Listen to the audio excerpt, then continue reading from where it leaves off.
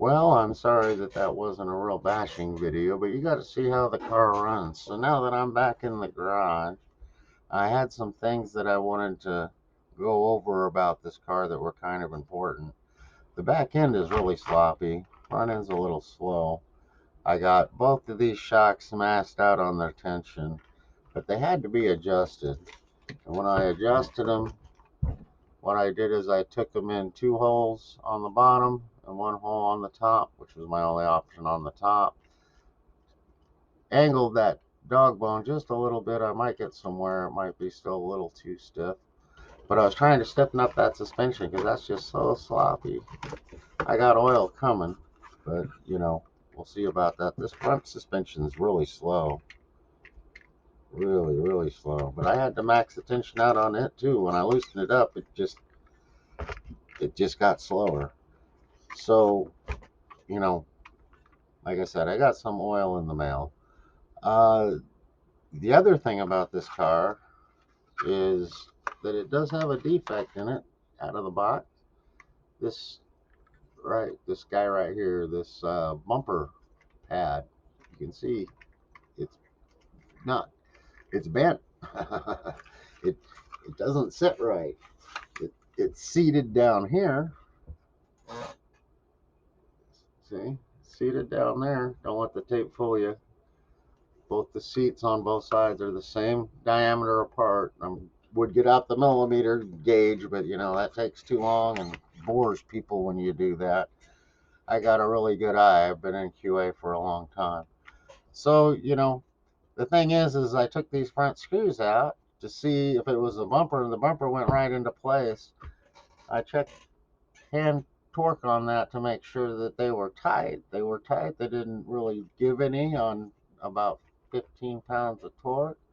Don't want to torque it too hard. It is plastic. So when you look at it, you can see that it's malformed.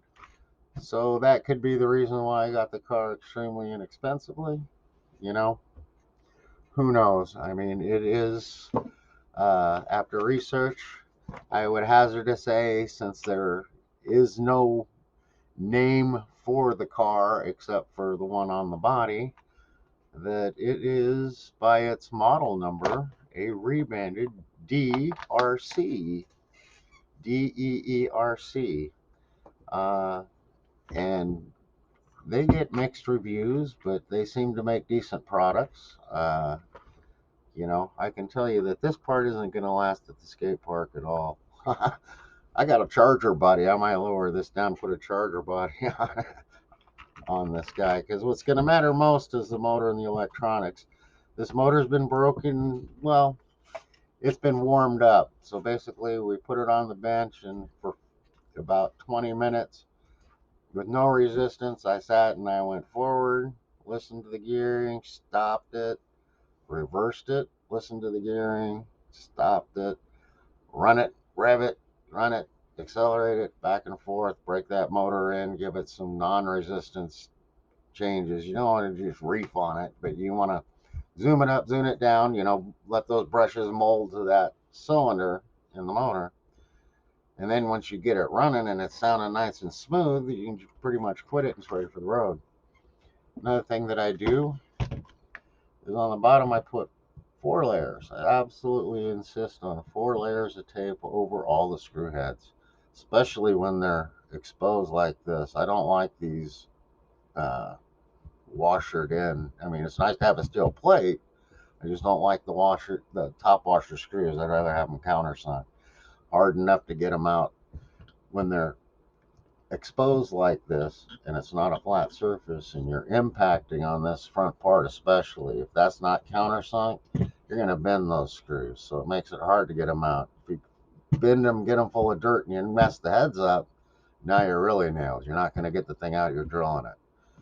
So in the back, the countersunk, but I still put 4 layers of tape over the top of them because rocks have a way of penetrating smooth surfaces. Do the same thing for my motor, and the same motor mount.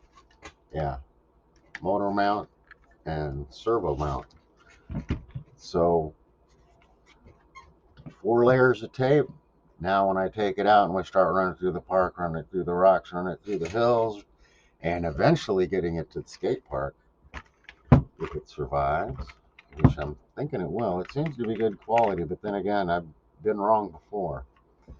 Uh, Only the manufacturer and time will tell. So I've already double checked all of the screws to make sure that everything is tight. I'm not trying to torque them or twist them. I'm just making sure that they were tightened at the factory, because if this was manufactured properly, even in class 2 facility and up, they're going to have a torque gun on the screwdriver, and each one's going to have a set torque, and it'll go pop, pop, pop, pop, pop. That's why I don't understand. And that's if they do mass assembly. Usually when you get pre-assemblies, you have people pre-assemble, then the pre-assembly goes to another assembler, and then that assembly goes to another assembler, and each individual person does one part. So each assembly could be touched by 5 people. I mean, it depends on how big the factory is and how many people they have to employ as to how they're going to manufacture the product. It's a class 2 product. Generally, it goes in stages where one person does one stage, another person does another stage. In class 3, it's more limited stages, and each individual takes their time to do each individual part to make sure that the QA guy doesn't basically get them fired. Uh, and that's that. So gave you too much information that you wanted to hear. Let's get back to these run videos. If I have any more updates, we'll move it in between some of the run videos, or I'm just going to run these things individually. YouTube doesn't let me set them up by individual product to give you a breakdown of each one, so you don't have to watch all this. Uh, anyway, that's pretty much going to do it. You've already been listening to me for about 8 minutes, so I'm going to say enjoy the video.